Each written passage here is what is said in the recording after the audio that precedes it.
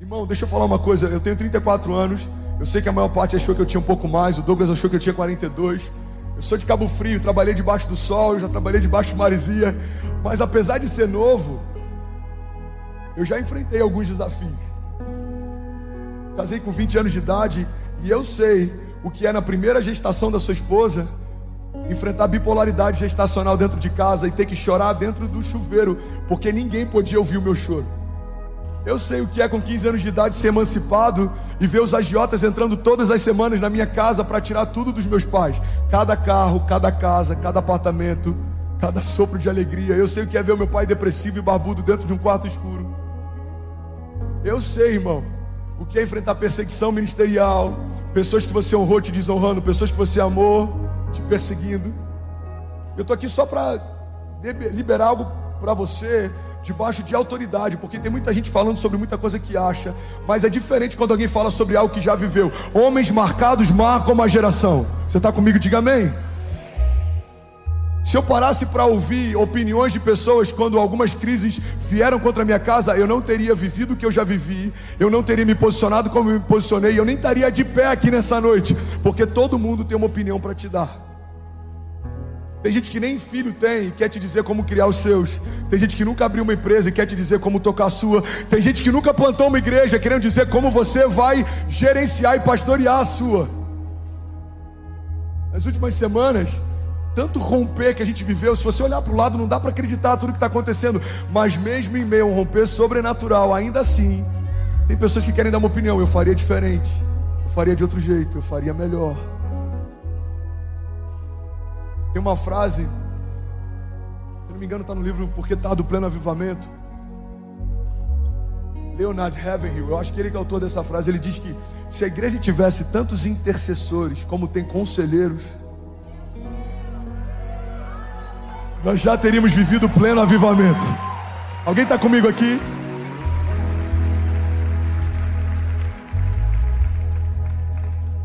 Opinião qualquer um dá. Conselho só dá quem tem propriedade para isso. Então não dê acesso a quem não te dá destino. Não dê acesso a quem não caminhou em caminhos que você quer caminhar. Irmão, olha para mim, deixa eu te dar um conselho prático. Não ouça conselhos de relacionamento de alguém que não tem o relacionamento que você deseja ter. Eu não absolvo todo tipo de conselhos de todo tipo de pessoa. Tem pessoas que me inspiram no ministério, tem pessoas que me inspiram na construção de família, tem pessoas que me inspiram nos negócios, tem pessoas que me inspiram na palavra. Mas nem todo pregador extraordinário tem uma vida com Deus extraordinária. Nem todo homem de negócio extraordinário tem uma família extraordinária. A gente precisa ser mais seletivo em quem a gente ouve. Você está comigo? Diga amém. Então pega essa chave, irmão. Alguém está recebendo algo de Deus nessa noite? Pega essa chave. Não receba críticas construtivas de quem nunca construiu nada. Irmão, é só uma crítica construtiva. Não dá para receber uma crítica construtiva de quem nunca construiu nada. Por que eu estou falando isso? Porque muitas vezes as nossas distrações começam em algo que parece um bom conselho. Se Jesus tivesse ouvido os bons conselhos de Maria, talvez tivesse começado o seu ministério antes da hora. O primeiro milagre, a transformação de água em vinho. Ela está falando: filho, vai, começa. Ele fala: mulher, o que tenho eu contigo? Ainda não é chegada a minha hora. E como toda boa mulher, você sabe que algumas linhas depois você vai ler que ele fez o que ela pediu para fazer. Mas eu acredito, isso aqui é só um pensamento, não tem respaldo bíblico, que talvez Maria já tenha feito isso em outros momentos. Talvez não tenha sido só aquele momento. Quem sabe aquela não foi a terceira vez que Maria se compadeceu de alguém e falou: vai, filho, vai, levanta esse paralítico, vai, filho, cura esse cego. Talvez por isso, inclusive, esse posicionamento de Jesus, a ponto dele falar: mulher, o que tenho eu contigo não é chegada a minha hora. Irmão, se Jesus tivesse ouvido o conselho de Pedro, eu e você estaríamos no inferno, literalmente. A Bíblia diz que Jesus nos transportou do reino das trevas, Deus nos transportou do reino das trevas para o reino do Filho do seu amor. Então quando Pedro fala para ele: Senhor, de forma alguma você vai ser morto, entregue, traído, a gente não vai deixar que isso aconteça. É por isso que Jesus fala para ele: aparta-te de mim, Satanás. Porque por mais que pareça um bom conselho de Pedro, aquele conselho de Pedro abortaria o plano da redenção de Deus. Irmão, guarda isso, nem todo bom conselho vai levar você para os destinos que Deus tem. Nem todo bom conselho vai levar você para os lugares que Deus tem. Então o meu bom conselho para você nessa noite é: cuidado com as distrações. Você está comigo? Diga amém. A gente vê a história do povo peregrinando na terra, em busca da terra prometida. A Bíblia diz que quando eles se deparam diante dela, alguns espias voltam dizendo: a terra é incrível, mas os gigantes são grandes demais. Mas dois deles voltam com um diagnóstico diferente. Eles falaram: os gigantes são grandes, mas essa terra é incrível demais. Certamente esse é o lugar que Deus nos prometeu e nos dará por herança. Sabe o que é interessante? A Bíblia diz que todos aqueles que se moveram pelo conselho dos que não creram não puderam entrar na terra prometida. Você sabe o que seleciona quem vive promessas de quem não vive? O que você ouve. Quando você filtra o que você ouve, você define o que você vive. Você está comigo? Eu quero pregar nessa noite. Eu acho que só alguém está recebendo algo de Deus nessa noite. Alguém está comigo aqui? Alguém está recebendo algo de Deus nessa noite? Alguém, pelo amor de Deus, pode celebrar aquilo que Jesus está fazendo? Aleluia! Então cuidado com as distrações. Nem todo cenário ruim significa uma ausência de Deus. Pelo contrário, em algumas das maiores crises a gente viu Jesus viver alguns dos maiores milagres. Em algumas das maiores crises a gente viu os heróis da fé viver os seus maiores milagres. Daniel em meio a covas de leões. A gente vê Moisés abrindo o mar, irmão, para o povo passar. A gente vê tantos heróis da fé que viveram algo extraordinário. Mas a gente precisa entender que os milagres não são fofinhos. Fala para quem está do seu lado: os milagres não são fofinhos. No meio de uma geração Nutella, às vezes a gente acha que Deus se esqueceu da gente porque com um mês de convertido as coisas não estão fluindo. Milagres são frutos de processo. Milagres são respostas de Deus a um problema da terra. Milagres são uma ação sobrenatural que vem para mudar um problema natural. O milagre da mulher do fluxo de sangue só aconteceu porque ela sangrava há anos. Irmão, o milagre do paralítico só aconteceu porque ele não andava. O milagre do cego de nascença só aconteceu porque ele não enxergava. Os milagres são respostas de Deus em meio à crise. Você está comigo? Diga amém.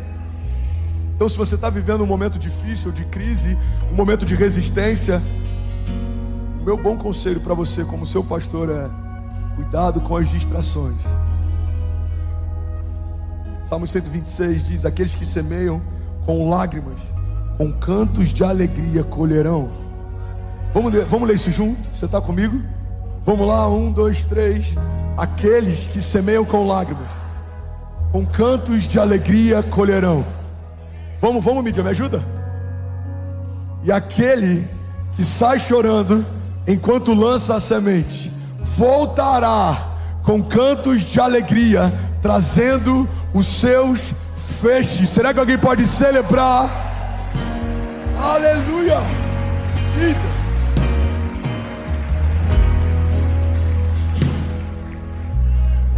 Os dias são maus, não se distraia. Você pode estar no meio da tempestade e ver Jesus andando sobre as águas. Você pode estar no meio de uma fornalha ardente 7 vezes mais e ver Jesus dançando com você no fogo. Os dias são bons, não se distraia. A Bíblia diz que na primavera, o tempo em que os reis iam para a guerra, Davi preferiu ficar no palácio. E porque ele se distraiu quando deveria se posicionar, todo o seu ministério e a sua casa foram manchados com vergonha.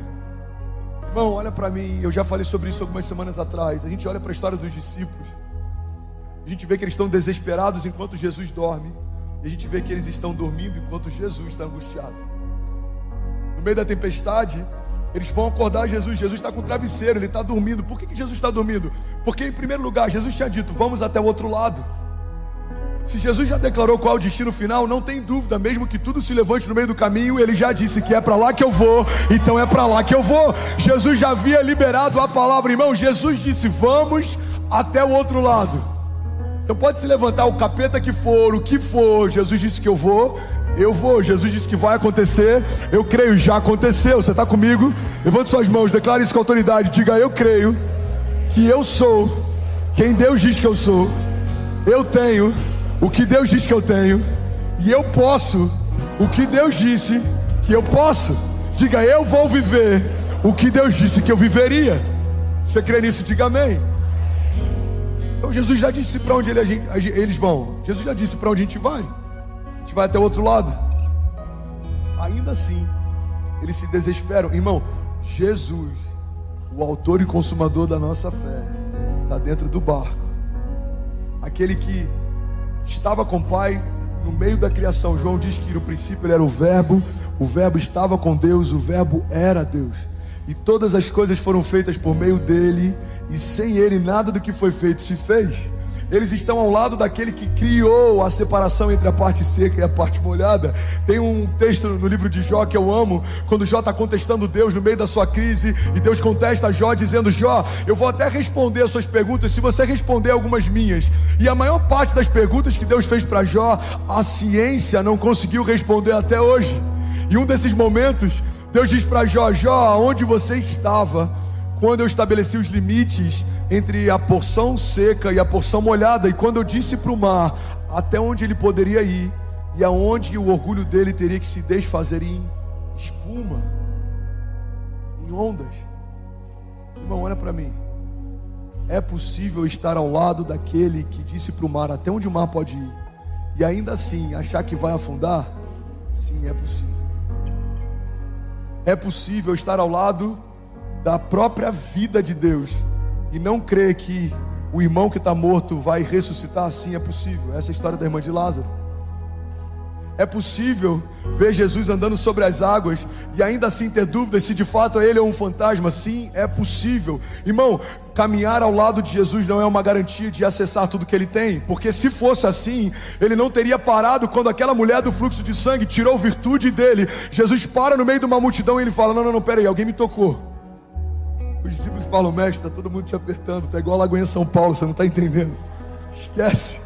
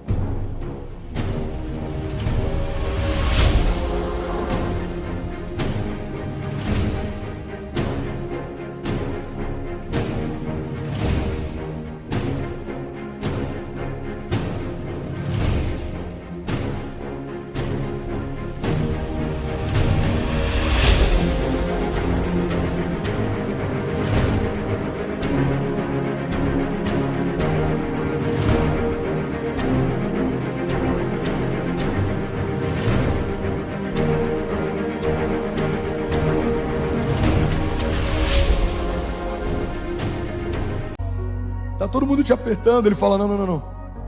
Alguém me tocou diferente. Saiu virtude de mim. Você percebe que nem todo mundo que espremia Jesus acessava Jesus? Vamos, igreja, eu quero pregar nessa noite. Alguém está comigo? Nem todo mundo que envolvia Jesus acessava Jesus. Nem todo mundo que caminhava perto de Jesus acessava Jesus.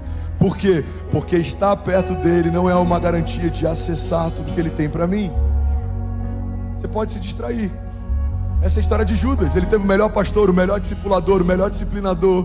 Ele teve o melhor, o que você quiser.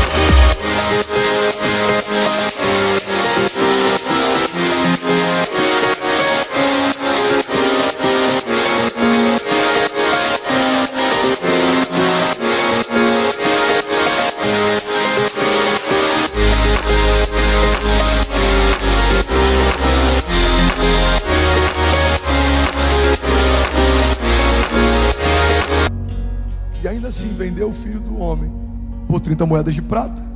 Por quê? Porque distrações roubam destinos. Você está comigo ainda? Diga amém. Tudo bem, você acabou agora de assistir um vídeo. Se você ainda não está inscrito, já se inscreve também no nosso canal, ativa esse sininho aqui embaixo de notificação e toda vez que eu fizer uma live ou estiver transmitindo uma mensagem ao vivo, você vai ser um dos primeiros a saber. Mas eu deixei mais 2 indicações aqui que eu espero que façam muito sentido para você. Então já aproveita e clica para assistir a próxima mensagem, beleza? Seja bem-vindo ao time de incendiários e eu espero de verdade que essas mensagens mudem a sua vida como elas têm mudado a minha também. Até a próxima. Valeu!